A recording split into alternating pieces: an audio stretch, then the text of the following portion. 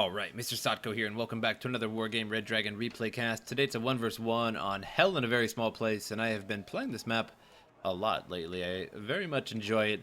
It is just a smaller version of another D-Day in Paradise, but I really like it because it is a small version, because you used to start way back here and all the way over there, and it just took forever, and there was this big unnecessary void, if you will, like here and pretty much all over here, that really never got used in the larger map. And if your enemy is in that void, then you're pretty much losing anyway. So I really like how they shortened, sized it down a little bit. It's very nice. Makes for a very good game. On the right side of the map, we have our red player, Frosty. And on the left side of the map, we have our blue player, Lieutenant Frank Drebin. And I checked this replay out for a little bit, and it's a pretty good replay, so I hope you guys will enjoy this for sure. And both of the players are going to be USSR. Speed this up to the 10x mark. And some various tips. I suppose we'll slow it down a little bit for talking, but various tips on this map. I like to I was doing this with a 2 vs 2 with a friend of mine, and I always go Bravo, and you can get the Bravo first. If you're on this side and you just go straight up, you can actually get to this town first. Some napalm also helps. If you napalm right here, it stops your opponent from getting over the bridge. And likewise, if you're on this side and you're trying to get to the town, just napalm, like right here on the map. And that slows people down. They can't really go drive through it without taking, a boatload of damage. And you can get to the town quick. Now, a sort of an interesting game, and what is going to develop here, we have a CV on the way, and it looks like he's just going straight for Delta there, and he has tons of troops in these BTRDs, or BTR-90s rather, and BRDM. It looks like a Tunguska as well in there, or a Strela, yeah, indeed. And so we have some Spetsnaz Guru in the way, and a couple SU-122s, but not too big of a deal. Even the BTR-80s are pretty much wrath those up. More than enough to handle that. And there is a Norov back here as well that he's going to have to deal with. But he's going to be charging right into the red base here. And he knows this. He's seen this whole push. This is pretty much his entire army, except for some Spetsnaz all the way up there. And so he knows. So he's actually taken his CV out of there and moving it so it is now neutral. He cannot bring in any units, and if he loses this CV, he will definitely lose the game, and so he has to keep this CV alive. And we have a UAZ here in Foxtrot, and it looks like it is spotted by that BTR-90 and finishes that, neutralizes Foxtrot. A +1 advantage for our blue player because he is the only one that seems to own a main base or territory, what have you. MI-24K here, just over some Gornostrelki, takes those out, and some BRDMs, of course, and T-80s, a little bit more armor heavy for Frosty here, SU-122s and B1. And so now Charlie belongs to our blue player, Frank Drebin. Now he owns both sides. That CV of Frosty is all the way over here in Bravo. And it looks like he's just going to have to take over Alpha. So he's going to have to bring that CV all the way over here. This BRDM will finish off that UAZ as soon as he feels like it and gets in sight of it. And there goes that UAZ. And now Alpha is neutral and no longer can bring in any units. He looks like he brought in a couple last-ditch units here. Some Motorstrelki. And going to be unloading those and trying to take out any kind of armor moving by. And slow him down a little bit. That fob is up for the taking as well. And meanwhile over here, just this Burusa needs finished off, and the Dakota get totally wrecked.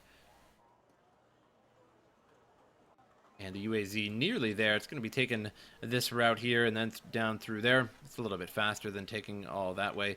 And again, you can get there. You can get to Bravo a lot faster from this side of the map because all you have to do is just go up to this winding road. But I really suggest napalm. If you're on this map, just get napalm right off the bat.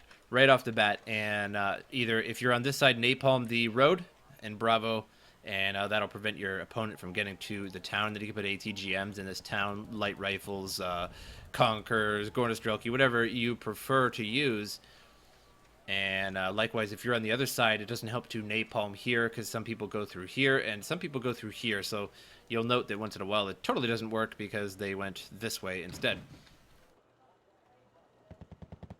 And the CV for Frosty is nearly in alpha, so we have a total switch going on here, and a complete push right up the middle. BTR 90s now, moving up to Bravo. Gonna try and hold this and grab these towns. And really the best way to do it is just grab the two end towns. That's the way I feel about it. And you put a CV over here, which is a fairly obvious place, unfortunately. You either have a town CV with infantry, or you place your CV here in the woods, and then just place some troops right here or what have you, somewhere in the woods. And so then you can see if anybody's doing a sneak around, sneaky time attack on you and try to take out your CV. Then you sort of have to be on the watch out for any kind of artillery coming down on your CV there. MrSotko still going strong here. Looks like they have only fired once there, that RPG 7 VR. And going strong. One, actually, there's 21 there. This group only has one. Didn't see that. Made a new UAZ to capture Foxtrot. And to get this game going again. Mi-24K flying around, trying to spot some stuff. MiG-23 looks like he's going to try and fly in and take that out. And he does.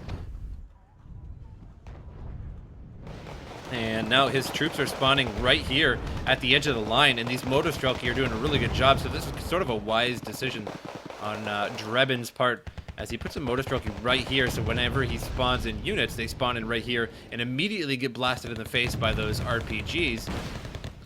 And there he goes, finishes those up. Just an Su-122 here to defend against those MrSotko, and they should be able to take it unless they get stunned. And they do indeed. Which was not surprising. 3 BTRDs here spawned in. And it is enough to stun them so they don't take an immediate RPG there. And meanwhile, back on the other side, BTR ZDs bringing some troops in as well. Complete switch around. And I'm sure any lesser player than Frosty would have probably left their CV in the base there, and that would not have been a good choice, because if you lose your last CV, then well, it's game over for you. And so he made a wise decision of just actually bringing it out there and just continuing his troops all the way to alpha. So very interesting game indeed, and a little bit stalematey here as the players setting themselves up on their appropriate sides. And we have a +2 advantage for Frosty, as he does have Foxtrot. And so far, Drebin has not brought in any additional UAZs. And there is one, as I say that, of course. And we'll probably put this in Delta. That'd probably be the wisest bet, as it is a +2 zone. Mi-8 MTV here. Looks like he's trying to drop off some troops, but it's not doing too good.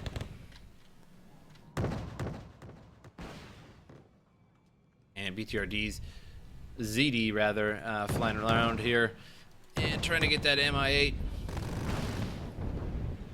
Skrezets and T-72 B1 here, about to get the wrath from a bunch of VDV that will be pouring out of these BTR.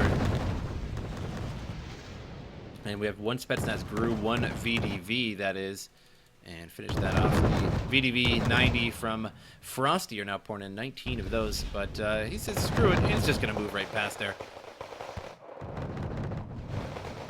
And just leave a little bit of troops in there to hold it for a little while. And these VDV here are pretty much screwed, getting hit by those miniguns.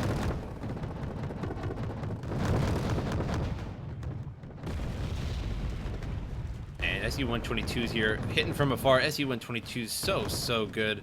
Always have those in your Russia deck. They're just super good. And I'd say they're mostly best, of course, against infantry, as they have that 5 HE power, and they only cost 15 apiece, so you can get a 4 stack of them for just 60. And they do 5 HE power, which is generally 2 more than most tanks, although some tanks do 4, some tanks, of course, do more than that. But very, very nice for their cost. And they're pretty much made of paper. They only have 4 frontal armor, but hey, that's 1 more than the M8 AGS, I guess, at the very least. And of course, they only cost 15, so that's something you got to take into consideration as well. And they're really great for last-ditch pushes, or just keeping them in the wood line here and bashing away at troops. And multiple T-80s on the map here. And going to be blasting away at the towns as these troops are getting unloaded, and they really don't have any town to hide back in the other way. So these T-80s have a easy pickings. And if they just had some town lines along here, I could just move those back and get them away from the T-80s, but that's not really the case this time around. A couple Norovs there, and looks like they can't see these troops. They are hidden fairly well this time around, but if they shift around anymore to the other side, they're only going to get hit again. The town here, pretty well defended by Drebin. Lots of troops in here. But again, you really want to work on getting this town. This is absolutely key for this match. It doesn't matter which side of the map you are on. This part is key. And you always know that the CV is down here somewhere. It's either a troop CV, and you will put them in the town line here, or, of course, you're going to put it in the woods here.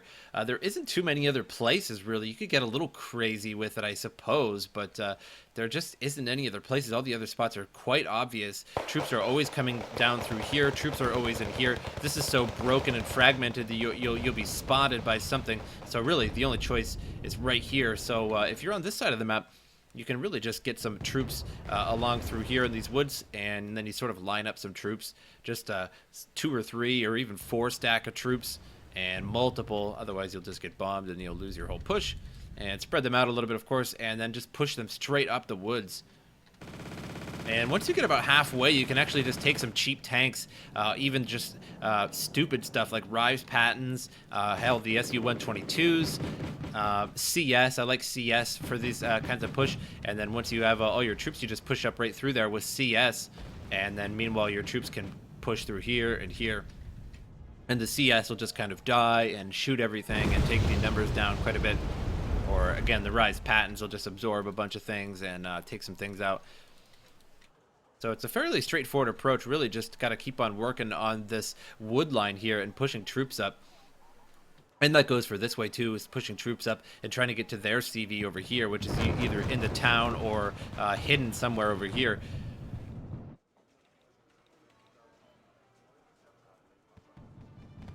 So far, 0-0. No advantage at the moment. Right now, Drebin leads by a whole 13 points, 93-80. And VDV, 20 of them pushing up, going to take out both of those LBVs. Now the CV troops here are in a little bit of trouble. Need to take all these Spetsnaz and just sort of be moving them back, and that CV just needs to bail. These VDV 90 will thrash it pretty quickly. And if my voice is off at all, it's probably, I think I'm starting to get sick. I'm not sure. I haven't been sick in like 2 years. I don't even remember the last time I was sick. And I just feel that way. You know, you kind of feel that onset. So, don't mind me. And looks like the VDV are having a hard time getting in there. And these CV troops here, along with the Motorstrelky firing, I believe that was a Motorstrelky, maybe the Spetsnaz firing as well. And the PTR-90, of course, seems to be frag explosions all over the place there. But now the CV is in a little bit of trouble. VDV should occupy the same territory as them, as the VDV do have a CQC machine gun, which for anybody that doesn't really know how that works, CQC machine gun, you can actually fire it within block. And some things do not have a CQC machine gun, like Motorstrelky, for example. As you can see, that doesn't say CQC. So if you occupy the same block as Motorstrelky with something that has CQC machine guns, then you do quite well, typically. And these VDV won't make it so close. Just 1 bar of health, 1 man left in that squad, and just couldn't do it. And again, a constant supply of troops into this wood line here really does the trick. And just keep pushing them and pushing them and pushing them. And eventually you'll just sort of push your way all the way up there with enough troops to actually take something out. Those VDV nearly got it. But so close yet so far. And we have an MI8 here with CV troops about to land. And this will neutralize Bravo, which will give Frosty a +1 advantage. And you'll just have to put it in the town, or at least keep it back in a wood line. We'll see what he decides to do there. And I'm surprised all these troops are still alive and haven't been bombed out of here by now. These are in a pretty obvious spot, and they really aren't doing much there. Of course, they're holding them off to some degree, but he definitely knows that these are here. And I'm just waiting a bomber to come through there and take all those out, an IL 102 or something, what have you.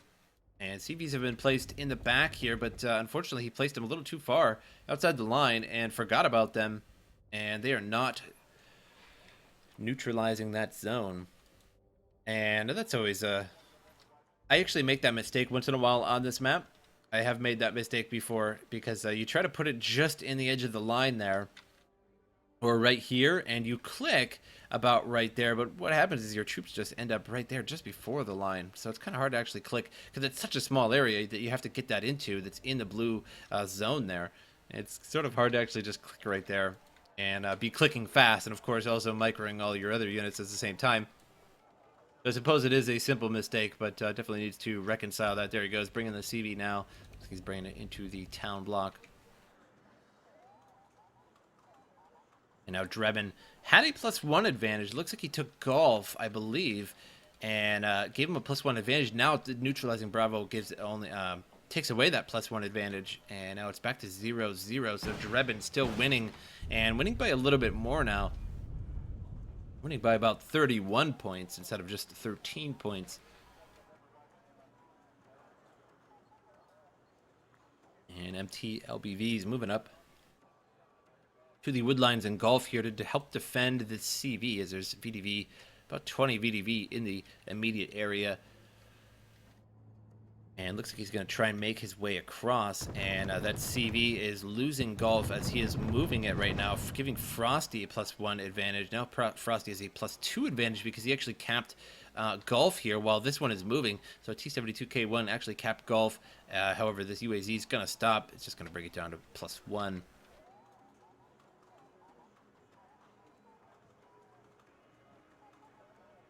No, +1 for Frosty. As long as he stays this way for long enough, he'll certainly win the game, but +1 advantage is not that much. It is certainly winning, but it will take a little while to gain that 31 points above his opponent.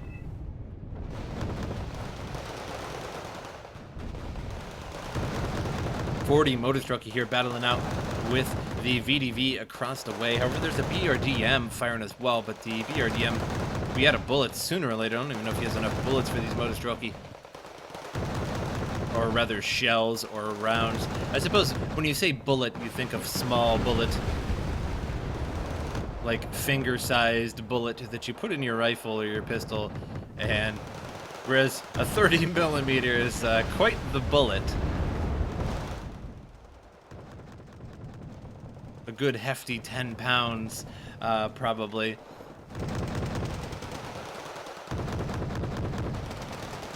At the very least. Not really sure how much a 30mm round would weigh. Let's go with 10 pounds. That's my guess. That's what I'm guessing. You guys can fact check it and see how close I was to the exact weight of a 30mm round. Although I suppose what kind of round too, you know, explosive 30mm or maybe armor piercing 30mm that's made of tungsten, yada yada. So still +1 advantage for Frosty, turning the game around now at 117 points to 111. So now our red player Frosty is slightly winning the game.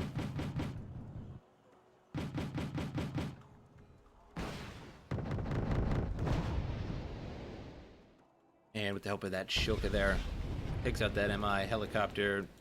And MrSotko's still alive, holding on, and standing in front of this CV, trying to not allow anything to get up there.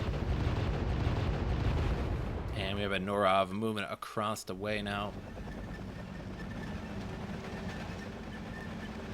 And if he gets too close to these MrSotko, he'll definitely feel that. as the Motorstrokey have a very nice RPG. Such terrible fighting units, but that RPG, you just really can't. You really can't beat 24 AP power for a 15 cost troops. So why not? Certainly not the best in the game, but 24 AP certainly will do the job. It gets pretty much any tank, even the M1A2. Take it out eventually. Well, pretty much anything will take out something eventually, but the RPG, you guys know what I mean. It's good. It's all good stuff.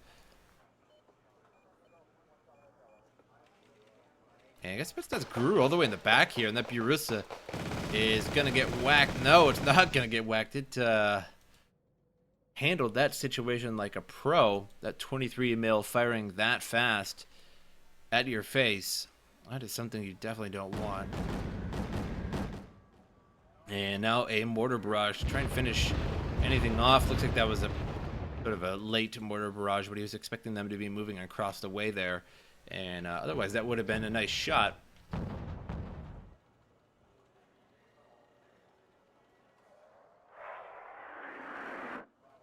Now CV firing away at the CV troops here. They do have a couple Urals to reinforce them, and they did have only one man in that squad, but they were reinforced by these Urals here, and could use many, many more rounds than that. Just keep doing it over and over, but he really can't confirm if there's anything in that town left or not. So, and now we have an Su-24 dropping bombs away on the town block there. Gonna hit those CV troops and leaves two of them still. But as they move, gave him the zone for just a moment, so he knows that he moved those troops. That's all he knows, is that those troops were moved for a moment and then stopped. So he has to know that they are still alive, otherwise it would not be neutral. So I wouldn't be surprised to see another bombing run as soon as his Su-24 is ready, or perhaps he will buy another one just to hit it again, but not quite necessary. I mean, a +1 advantage is winning the game, and so you can sort of, you know, defensively sit comfortable, if you will, and just sort of ensure your +1 for the rest of the game, and you will certainly win. But always good to have, you know, even higher than that. Then it sets you way above your opponent, and just in case it neutrals out again, or your opponent gets a +1, then at least you'll be way ahead of the situation, and you'll have some time to react. And these LBVs are going to be moving up the hill here, but they are going to get plugged by that T-80, and these VDV for that matter. And looks like they were just scouting LBVs though, and I suppose everybody does that from time to time. It's just, you got some leftover APCs or Humvees, better scout with them.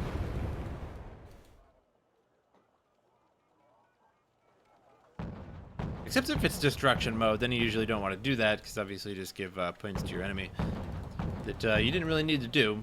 But that's why I like conquest mode. It seems that destruction just sort of... I'm not a fan of destruction, actually. It's, you know, I can see why people like it because of the numbers, you know, that flash on the screen, but it really just promotes stalemates and promotes you know, like artillery battles, and it sort of takes away the fun of attacking somebody. If you're attacking somebody in this game, you definitely need to throw a little bit more than they have there, just because of the defensive advantage and all. And you're always going to lose quite a bit when you're attacking somebody, unless their area that you're attacking is completely weak, which you probably should be hitting their weak points, but sometimes that isn't the case. And in destruction, you would just simply give your opponent, reward your opponent for attacking him, essentially. Shilka here firing away at the BTRD, but gonna eat that barrage there, and finishes off all that. UAZ still going strong there in Gulf. Now Spetsnaz have made their way around here, and this is exactly why I said, if you have a CV here in the woods, to have some troops right here or right here, what have you, because troops will do that. They will come around and try and hit you there. And now these 10-4, and he has to move these Motorstrokey and these Spetsnaz back to defend his CV there, and it looks like he probably will defend that CV troop. but that is exactly why you need just to hold something there. Hell, even the APCs that your troops came in, maybe send your troops up and just keep the APCs there. Of course, they will get blasted away by various troops that have RPGs, but it'll give you some time to react at least. And sometimes they thwart it off, especially if you have like LVTPs with the frags or BTR 90s. SU-24 here flying on in and going to be dropping on these CV troops. And there are only 4 of them and missing a little bit of health. And this SU-24 is going to go down, but he already gets the drop-off and loses all those troops. And now Frosty has a +1 advantage. It was 0-0 because Golf has been totally taken by Drebin as he pushed our red player Frosty out of Golf, took it for himself, and it zeroed it out. But now that that CV troop is destroyed, it is back to a +1 advantage for Frosty right now. T-72Bs pushing forward and going to be going after these Norovs and should be able to finish off these Norovs and these SU-122 no problem. And I'm surprised the SU-122s can even penetrate them at that distance because their AP power is only 7 and these have 15 frontal armor. And sometimes you'll get an inefficient when you try to actually attack. It'll say inefficient. If you get that, it just means that whatever you're trying to use to hit whatever you're trying to hit is not powerful enough at that range, because obviously as a bullet flies, it loses velocity over time. So you have to be very, very close, and that happens a lot if you try to hit like an M1A2 with something weak. But